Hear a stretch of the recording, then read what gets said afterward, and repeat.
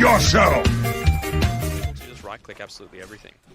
Yeah, he's running a bit low here on the mana side, and they do get the spin out towards Izzy, and this potentially could be the first blood on the Beastmaster. He gets blocked out by his creeps, and the Aiden just coming early forward here on Assault, and they do have the battery Assault coming out here from Woodimo. He does get 2 of the razors. He does have a third one he wants to use it, but Sultan's getting fairly low. Last little auto attack does almost wood to Fairy Fire, though. They're going to be able to trade out Woodimo. A little bit interesting. Well, it is an interesting pull, and you know, if you're kind of keeping the lane how it is, on Spag, he's getting fairly low here, but he's just going to get stuck in his creep wave. Do have a spin here from Liaden if he wants to use it. Just be careful with this healing ward, though. And Roger picks up Tien in the mid lane. Gives a free few last hits for him. 5 minutes is coming up here for Corrosive. And they're going to come forward here. Spag just get caught out by the Avalanche. Mirrors will try and come forward. They do get the ball slow here on the Spag. He has no mana. So he's just going to get clicked down here on the Bane. The toss up into the air and they pick up one. So Mirror finally picks up another. But Corrosive with that first nighttime. Just going into the phase boots, it looks like. And BDE doing a good job hindering a lot of what he's trying to do. You know, 23 and 12 versus the 9 and 2. And give the kill to Tien. Yeah, just being able to walk in. That's kind of, you know, it's 5 minutes in. You're an Invoker, and you should expect that kind of rotation, right? Oh, they're going to come forward here on Izzy. They do have the Avalanche as well as the toss, but this is a lot of damage coming here from the spin, and Liaden just going to be able to pick up one. They're going to try and get the Tiny as well with the rotation here from the Clockwork. The stun there from the Cogs doing a lot of damage here, but the Sleep gets rotated all the way onto Liaden. So they're going to try and walk into the trees here, but Mirror, he does have a bottle, so he's getting fairly healthy. He's running around, but with the battery assault here from the Clockwork, they're doing a lot of damage, and he has no armor, so he's going to get clicked down here by these heroes. They want to give it to Liaden, and they do get the double kill there on the Juggernaut. It's kind of hard for them to get anything done, especially with Sultan only being at level 5. And Tiny gets caught out here by the Sleep. They make the rotation here with Tien. The battery assault here out onto the Tiny as well. The last little long raise doesn't get the kill. Spag's the one that gets it, so that's a nice kill there for the side of Blue Cactus. And the Omni Slash comes out here onto Roger. Last little attack from Liaden. And this is a fast... Doing an alright job in that bot lane. Doing a lot to this Night Stalker, but Night Stalker really doesn't need to be in lane in this you know, early part from the 5 to 10 minute mark. He's got his early experience, he's got the Dark Ascension up, and he's looking to pop it now. Speaking of the Dark Ascension, they're going to come forward here on a bit of it. He has no levels in the Ghost Route, so he's just going to get chased down here. They do use the Crippling Fear here, but Corrosive is just going to auto-attack him down with the fly over the trees from the Dark Ascension. And that's just a straight-up solo kill there. And Roger is going to go down here to Tien as well. Out comes the Cold Time as well as the Avalanche coming down here. The Purifying Flames keeping Tien alive just a little bit longer. Going to try and throw out the raise, but the auto-attacks are going to have to do for now. Tien's going to come here on a Mirror. The Sunstrike on top. It misses the Shadow Fiend, but it doesn't matter with the auto-attacks. They're going to be able to take him down eventually. Mirror does die there to Spag, but Sultan's able to come in. Oh no, he has no mana left on this Invoker. He's getting stuck in the Rage Cage, and Woodimo is going to be able to collect another, and he does. So a lot of aggression coming out. Yeah, they're going to make the rotation towards BDE here, realizing that he is the scary one. But with the Crippling Fear out on top, they don't have the Rage Cage, but I don't think it matters, especially with Tien here. The Avalanche is keeping a little bit of time here. Woodimo potentially going to be going down. No, he doesn't. They do get the rotation there. The Sunstrike on top. Sultan picks up one. Nicely done. But, and the fact that not really any of these cores from the side of BDE are having a good time, right? You know, Izzy's doing not the greatest. All the Omnislash comes out here on Roger again, and he doesn't have a way of saving himself, but he's going to get fairly low. Last little auto attack, he's on like 1 HP. Please take that Oracle away. But he gets away, and they're going to try and go for the better kill here onto Izzy. So they pick up the Beastmaster. Yeah, Roger survives on a sliver of HP, but what does it really matter, right? The Sunstrike out on top here on Corrosive as well as the Avalanche. They should be able to pick up the Night Stalker here, but the Crippling Fear on top and the toss finally takes him down. Enough away. That's a nice little play by him. The Ice Wall comes out as well, so Blue Cactus are going to be able to pick up another. They do get the Fortune's End coming forward here on a Spag. They want to try and take out the Bane, but with the Brain Sap, keeps him away. Tien's getting tossed back into the side of BDE. He's going to try and boost up the Requiem, but it doesn't matter with the Roar on top. They're going to be able to get at Tien as well with the Sunstrike. Nice, beautiful play there by BDE. It's a massive play there by Mirror, and they're going to come forward here onto Woodimo. They want to try and get the Clockwork, the toss forward there onto the board, and they take him down with the Purifying Flames. Ooh. This T1 tower, but Tien rotating in. They don't get the deny. Izzy's the one that's getting taken down. The battery assault comes here under the Beastmaster. Dark Ascension's finally used by Corrosive on the side, and they pick up one. Oh, the hook shot there from Woodimo collects onto the Invoker, and the Crippling Fear on top. They take out another. That's Tien with a double kill. Roger sitting stuck between the rest of Blue Cactus, and they've gone, okay, guys, let's get... Hasn't been part of these team fights, right?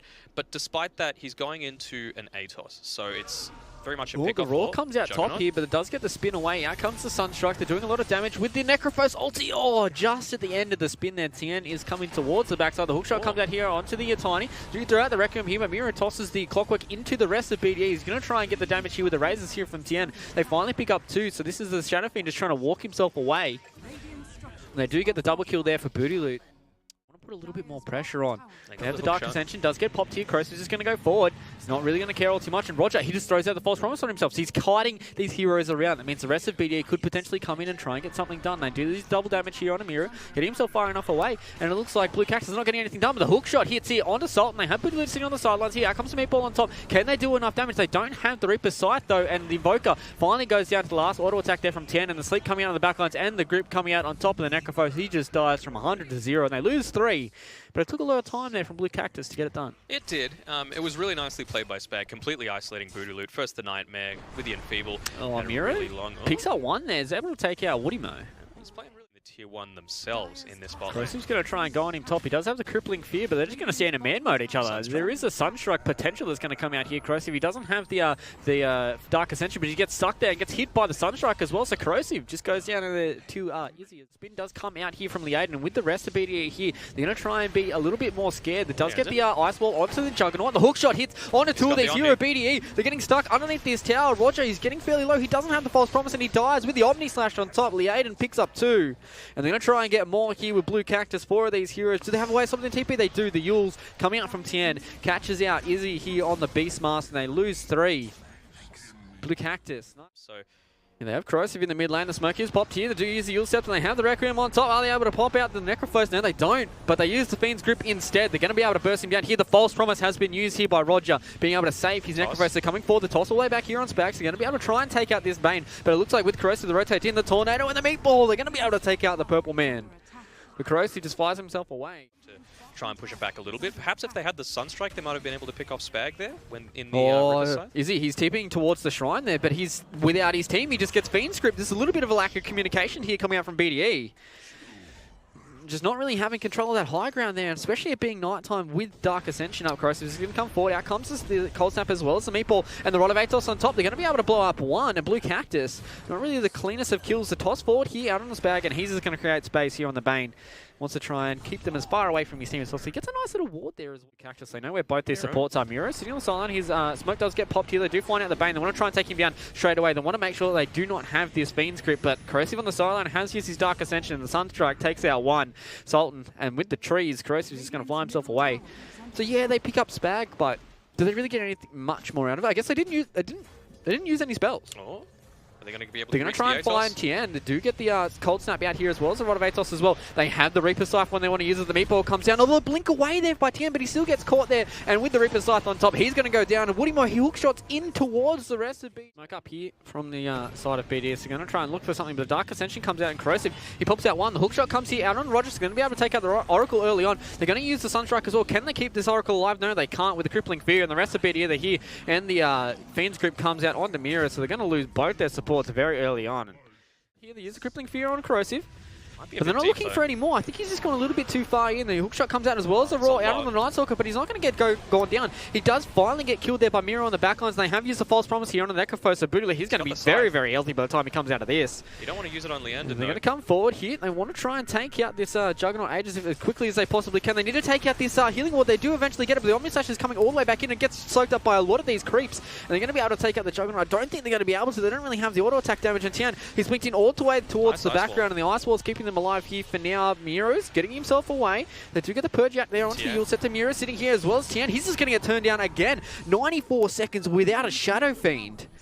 And he's not the one with the Aegis. The Sunstrike misses out on Liaden. He doesn't have any mana for the spin, and they're going to be able to take out the Aegis as well. Yeah, they lose Miru, but they take an 8 gold. Yeah, so once they pick those up, they're going to be able to really start taking Hero Nightmare, and there is Dark Ascension on the backline here from Kroosiv. Blinks in, gets the Crippling Fear out on the Oracle. They need to make sure they keep this guy alive, but the Fiend's Grip comes here onto the Necrophos. They're keeping him alive. The Sunstrike completely whiffs, and Miru doesn't collect anybody, and they do try and get the kill here on Tien, but with this, the Spirit Vessel, and they do finally take out the Bane.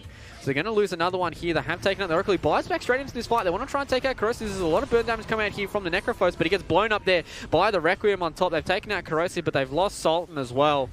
And the TP all the way. It looks like Woody Mo is going to be able to cancel that one. And BDE, they're not going to look too healthy here because they have lost 4 heroes, potentially 5 if Miru as well as Beastmaster do go down. Nice little 4-star usage there, but they're going to lose the Tiny for it. So the Pos 4 goes down. That's a triple kill there for the Shadow Fiend. It's impossible for this Necro to be able to get away from that.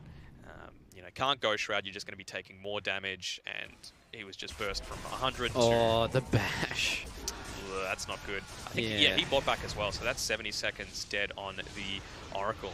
Oh, the Yule Scepter comes out here from Mira. He also ball back as well, so if they lose this Tiny, this could be pretty much curtains here for the side of BDE. The Omni Slash comes out. Both their supports are dead for over 60 seconds now. They're going to try and get booty loot. He does have the Ghost Shroud if he wants to use it. He focusing on the silent, but this AoE Crippling Fear is doing a lot of work here at the end. Blinking forward, they want to try and take out this Necrophos if they possibly can. He does have buyback if they need to use it, but out comes Spirit Cephal, and the Reaper Scythe does a little bit of work, but it doesn't get the kill for it. I do hear a roar on the silence, so they're going to be able to take out Corrosive, and they have lost booty loot inside of their base, and the rest of Blue Cactus are coming here. This potentially could be it. Sultan dies as well. There's no buyback for the rest of BDE, and that will be all 5 going down, and that's a godlike Aiden on this Juggernaut.